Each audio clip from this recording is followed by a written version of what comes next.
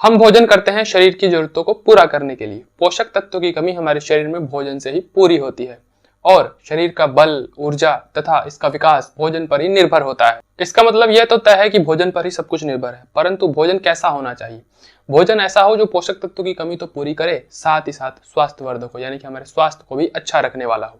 परंतु फिर भी कई बार हम बहुत ही पोषक तत्व से भरपूर भोजन खाते हुए भी बीमार पड़ते हैं, या कहें कि हम बाहर का जंक फूड, फास्ट फूड कुछ नहीं खाते हैं और बहुत ही अच्छा भोजन करते हैं, फिर भी हमें कई सारी समस्याएं उत्पन्न होती है। ऐसा क्यों होता है? भोजन तो हम अच्छा करते हैं, परंतु कई बार बहुत गलत तरीके से करते हैं। क्या होता है कि कुछ ऐसे खाद्य पदार्थ होते हैं जो अकेले अकेले सेवन किया जाए या सिर्फ उसका सेवन किया जाए तो शरीर के लिए बहुत ज्यादा गुणकारी होते हैं, फायदा पहुंचाने वाले होते हैं, परंतु उन खाद्य पदार्थों का कुछ ऐसे खाद्य पदार्थ के साथ सेवन कर लिया जाए जो आपस में विरोधाभास रखते हैं, यानी कि उनका आपस में कोई योग नहीं बैठता, कोई कॉम्बिनेशन नहीं बैठता, तो फिर वह हमारे शरीर को और उल्टा नुकसान पहुंचाने वाले होते हैं। कहने को तो वो भोजन ऊपर से बहुत ही स्वास्थ्यवर्धक होगा, परंतु उसका कॉम्बिनेशन हमने कुछ ऐसे फूड के साथ बिठा दिया जो उसके साथ उसका कोई तालमेल नहीं बैठता, हमेशा विरोधाभास रहता है, अपोजिट नेचर उसका है, और वो हमारे शरीर में जब जाएगा तो नुकसान देने वाला है, हमें दुष्प्रभाव देगा या कहीं कि उल्टा प्रभाव करने वाला है। अब ऐसे फूड एकदम से इंस्टेंट प्रभाव तो नहीं दिखाते, इंस्टेंट इफेक्ट तो नहीं दिखाते, परंतु ये स्लो पॉइजन की तरह काम करते हैं हमारे शरीर में। धीरे धीरे इन गलत कॉम्बिनेशन का हमें पता ना होने की वजह से हम रेगुलर सेवन करने लग जाते हैं और ये हमारे शरीर में टॉक्सिन्स के रूप में इकट्ठा होने लगते हैं और एक दिन ऐसा उपद्रव करते हैं कि काफी गंभीर बीमारियां हमें कर सकते हैं। तो आज की वीडियो में यही चर्चा होने वाली है कि किस खाद्य पदार्थ का किस खाद्य पदार्थ के साथ योग नहीं बैठता, यानी कि किस फूड का दूसरे कौन से फूड के साथ योग या कॉम्बिनेशन नहीं बैठता है, उल्टा हमें वो नुकसान करने वाले होते हैं। उसके बारे में आज हम डिटेल से जानने वाले हैं इस वीडियो में। तो आइए वीडियो को शुरू करते हैं। सादर प्रणाम, मैं विशाल एक बार पुनः स्वागत करता हूं आपका अपने यूट्यूब चैनल सनातन मार्ग पर। इस चैनल पर आपको मिलती है आयुर्वेद से जुड़ी सही जानकारियां जो कि हमारे ग्रंथों में वर्णित है। तो हम बात कर रहे थे गलत आहार के बारे में, यानी कि विरुद्ध आहार जिसको आयुर्वेद में कहा जाता है। तो हम उदाहरण के तौर पर बात करें तो दूध आजकल हमारे रोजमर्रा के जीवन में उपयोग होने वाली बहुत ही महत्वपूर्ण चीज है, बहुत ही महत्वपूर्ण खाद्य पदार्थ है। दूध एक तरह से आयुर्वेद कहता है कि कंप्लीट फूड है, यानी कि संपूर्ण आहार है। दूध के अंदर बहुत से ऐसे पोषक तत्व होते हैं जो हमारे शरीर के लिए उपयोगी होते हैं। जैसे उदाहरण के तौर पर जब बच्चा होता है छोटा और सिर्फ अपनी माँ के दूध पर ही आश्रित रहता है तो भी उसका जीवन अच्छे से निकल जाता है, यानी कि अच्छे से उसकी ग्रोथ होती है। क्यों? क्योंकि हर तरह के विटामिन, मिनरल, न्यूट्रिएंट्स उसको दूध से ही मिल जाते हैं। इसीलिए दूध को संपूर्ण आहार कहा जाता है, यानी कि सिर्फ दूध का सेवन करके आप पूरी जिंदगी चल सकते हैं। आपको किसी प्रकार की अन्य खाद्य पदार्थ की या किसी और भोजन की जरूरत नहीं पड़ेगी अपने शरीर के पोषक तत्वों की पूर्ति के लिए। परंतु ऐसी कई चीजें होती हैं जो हम जाने अनजाने में दूध के साथ निरंतर सेवन करते रहते हैं, जो कि गलत प्रभाव दिखाने वाली होती है। तो दूध के साथ किन किन चीजों का कॉम्बिनेशन नहीं बैठता है, तो आइए हम लिस्ट में जानते हैं। यदि आप दूध के साथ कच्चे आम का सेवन करते हैं या कहें कि कच्चे आम से बने जो प्रोडक्ट्स होते हैं उनका सेवन करते हैं, जैसे आमड़ा या जिसे आम पापड़ कहा जाता है, या जो कैंडी इत्यादि होती है कच्चे आम की, उन सभी का दूध के साथ सेवन करना विरुद्ध आहार के अंतर्गत आता है। यह हमें चर्म रोग इत्यादि उत्पन्न कर सकता है। फिर उसके बाद आगे चलें तो खट्टे फल, जो भी खट्टे फल होते हैं, नींबू हो गया, संतरा हो गया, अनार हो गया, मौसमी हो गया, जितने भी खट्टे फल आपको याद आते हैं, यहाँ तक कि आंवला भी। आंवला कुछ पर्टिकुलर कंडीशंस में कुछ औषधीय तौर पर प्रयोग किया जाता है दूध के साथ, परंतु अच्छी तरह पका हुआ जो आंवला होता है वो वैद्य के परामर्श में ही आप दूध के साथ उपयोग करें। जब आपका वैद्य कहे इतने दिनों तक इस तरह से आपको सेवन करना है, वही कंडीशन बहुत अच्छी होती है। हाँ, निरंतर बिना जाने पहचाने आंवले का दूध के साथ हमेशा प्रयोग करना ये आपके लिए कभी कभार घातक भी सिद्ध हो सकता है। दूध के साथ नमक हमेशा विरोधाभास रखता है, तो इसलिए नमक या नमकीन चीजें जिसके अंदर नमक मिला हो उसका दूध के साथ प्रयोग नहीं करना चाहिए। बहुत ही लिमिटेड कंडीशंस होते हैं इसमें सेंधा नमक का प्रयोग कभी कभार, जैसे आंवले का प्रयोग बताया, कभी कभार औषधीय तौर पर करना है। ठीक उसी प्रकार से किसी मुश्किल कंडीशंस में या कहें कि औषधीय कंडीशन में या मजबूरी में सेंधा नमक का प्रयोग आप कर सकते हैं, लेकिन वह भी कभी कभार के लिए, हमेशा नहीं। ये कोई ऑप्शन नहीं है। तो नमक या नमकीन चीज़ों का प्रयोग दूध के साथ नहीं करना चाहिए। आज के समय में क्या होता है, हम चाय इत्यादि और उसके साथ कुछ ना कुछ नमकीन हमें उसमें चाहिए, या तो वो मिक्सचर हो, कुछ भुजिया हो या चिप्स हो, कुछ भी हो, चाय के साथ नमकीन लेना आवश्यक हो जाता है आज के ट्रेंड के हिसाब से। परंतु ये सबसे घातक है। मोस्टली जो चर्म रोगों का कारण है ये दूध के साथ नमक वाली चीज़ें, खट्टी चीज़ें, या कहें कि हम जो आजकल की सब्जी इत्यादि में मलाई, दूध ये सब यूज करने लगे हैं, सबसे ज़्यादा कारण यही है चर्म रोग होने का। चर्म रोग के साथ साथ ऐसी बहुत सी घातक बीमारियां हैं जो इसके कारण होती हैं। आगे हम इसकी चर्चा करेंगे कि विरुद्ध आहार के सेवन से कौन कौन से रोग उत्पन्न होते हैं, तो वहां आपको लिस्ट मिल जाएगी बीमारियों की। फिर आता है मूली। मूली खा करके या मूली इत्यादि से बनी चीज़ें खा करके, जैसे मूली के पराठे इत्यादि, सब्जी इत्यादि खा करके हमें तुरंत दूध का सेवन नहीं करना चाहिए, वो इसके साथ विरोधाभास रखता है। फिर उसके बाद हरे शाक, जो हरे पत्तेदार शाक होते हैं, जैसे पालक हो गया, सरसों हो गया, ये सब साग जो होती हैं, इनके साथ भी दूध का सेवन वर्जित रखा गया है, यह भी नुकसानदायक होता है। दूध और केला जो आज के समय में बहुत ही ट्रेंडिंग चीज़ है, ट्रेंडिंग अर्थात कि बॉडी बिल्डर्स के लिए, इन सब के लिए जो एक देसी नुस्खा आप पूछेंगे तो वो यही रहता है, केला और दूध मैश करिए, शेक बनाइए और इसका सेवन कीजिए और बॉडी बनाइए।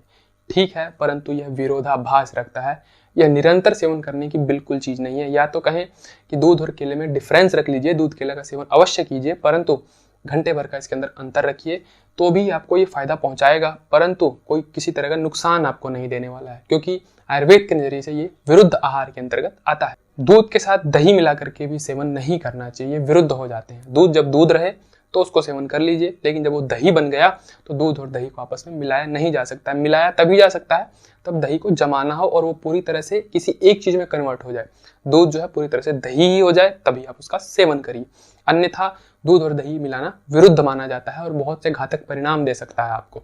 आज के समय में बहुत सारे व्यंजन होते हैं जो दूध दही पर डिपेंड हो गए हैं, यानी कि व्यंजन को बना करके ऊपर से मलाई डालना, दही डालना, चाट पापड़ियों में दूध दही का प्रयोग करना, ये सब चीज़ें कॉमन हो गया है, लेकिन सिर्फ स्वाद के चक्कर में। परंतु ये जो नुकसान दे रहा है वो हमें दिखाई नहीं पड़ रहा है, बहुत ही गंभीर और घातक नुकसान दे रहा है। तो दूध और दही को आपस में मिलाकर के कभी भी सेवन नहीं करना चाहिए। फिर उसके बाद आता है इमली। इमली भी खट्टे फलों इत्यादि में आ गई, तो इमली के खाने के बाद या इमली के साथ दूध का प्रयोग वर्जित रखना चाहिए। फिर उसके बाद आता है जामुन। जामुन आपने खाया, उसके बाद तुरंत दूध नहीं पीना चाहिए, या जामुन के आसपास दूध हमें नहीं लेना चाहिए। फिर कुछ और फल आते हैं जैसे कैंथ, कटहल, बड़हल, ये सब जो फल होते हैं इनके साथ भी दूध का सेवन बिल्कुल वर्जित रखना चाहिए। खास करके जो बड़हल होता है यह इंस्टेंट प्रभाव देने वाला होता है, तुरंत कोई चर्म रोग के रूप में इस तरह से इफेक्टिव आपको दिख जाएगा अगर आपने दूध के साथ बड़हल का विशेष करके सेवन किया तो। बड़हल एक प्रकार का फ्रूट होता है, कटहल के समान ही होता है बट छोटे साइज में होता है, कटहल बड़े साइज में होता है, तो इसलिए कटहल, बड़हल, कैंथ इन सब के साथ दूध का सेवन आपको नहीं करना चाहिए। फिर कुछ दालों का वर्णन आता है जैसे मोठ का, कुल्थी का, उड़द का, सेम का, मूंग का, इन सभी दालों के साथ आपको दूध का सेवन नहीं करना चाहिए। या भोजन में यदि यह दालें हैं और ऊपर से आप दूध पी रहे हैं, ये सब दालें हैं फिर भी ऊपर से दूध पी रहे हैं तुरंत, तो आपके लिए नुकसानदायक हो सकता है।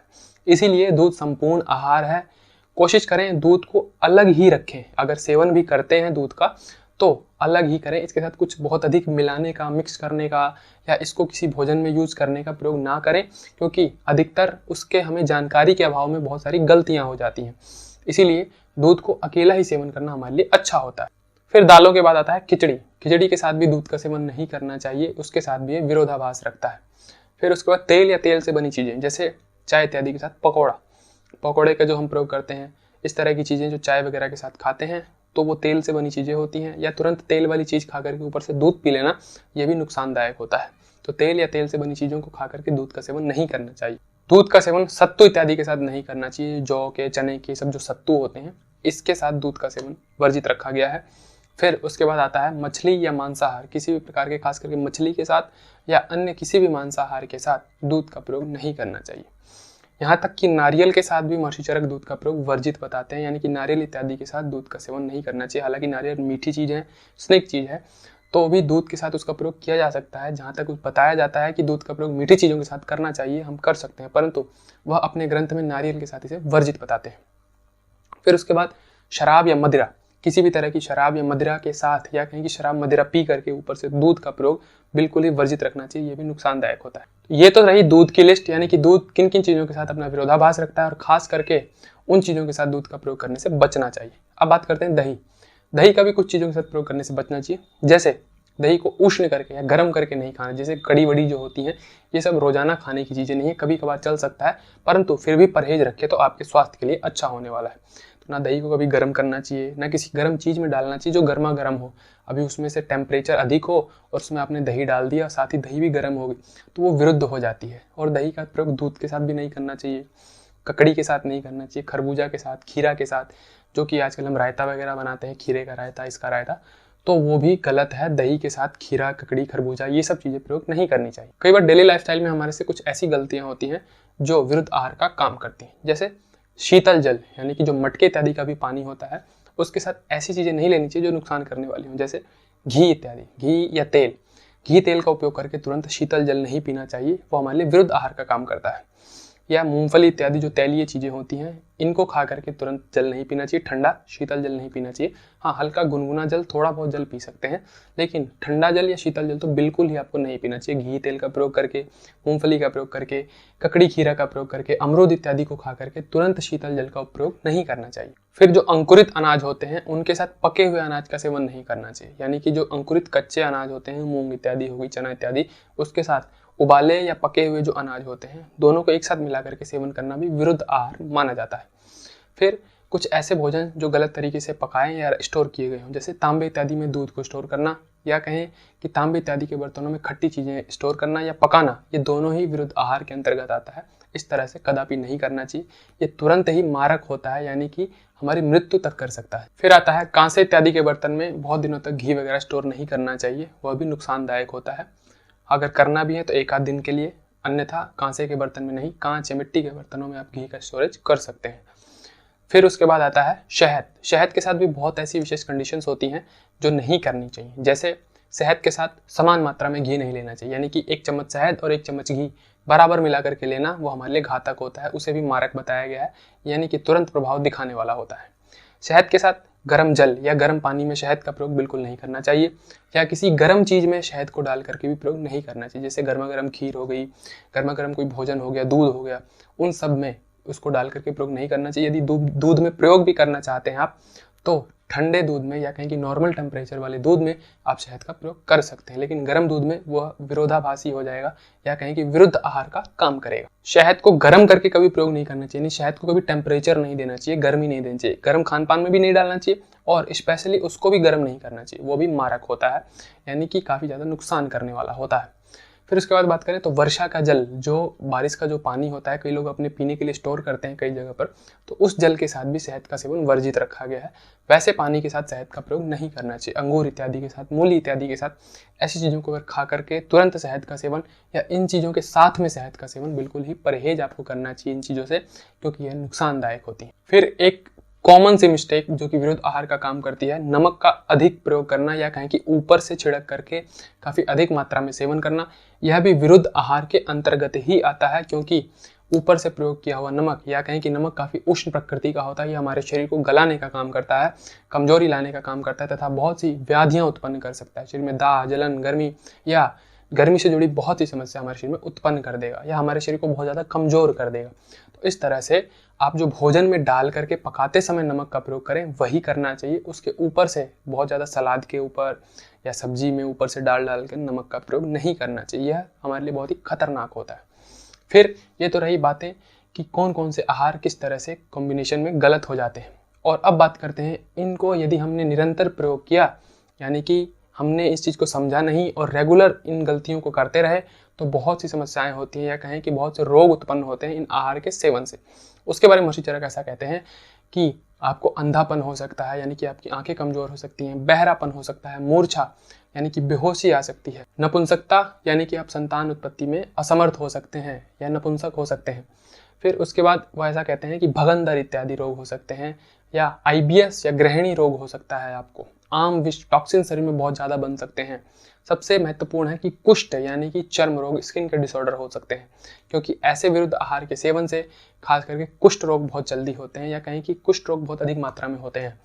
तो कुष्ठ रोग से आप परेशान हो सकते हैं, पेट की प्रॉब्लम से, या जो भी कहें आसपास के जो लाइफस्टाइल डिसऑर्डर्स के कारण होने वाली समस्या हैं, वो सभी आपको घेर सकती हैं यदि आपने निरंतर विरुद्ध आहार का सेवन किया तो।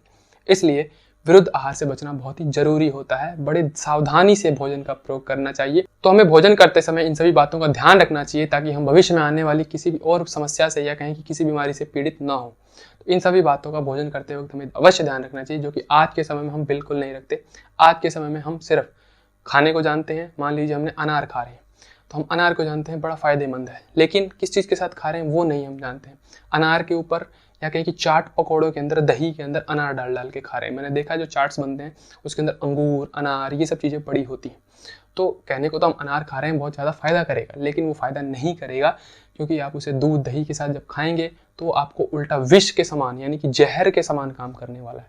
तो यदि अज्ञानता होती है तो हम अमृत का भी प्रयोग विष की तरह करते हैं, लेकिन यदि ज्ञान होता है तो विष का भी प्रयोग हम अमृत की तरह कर सकते हैं। तो इसीलिए विरुद्ध आहार के बारे में जानकारी रखना तथा इससे सचेत रहना बहुत ही आवश्यक है।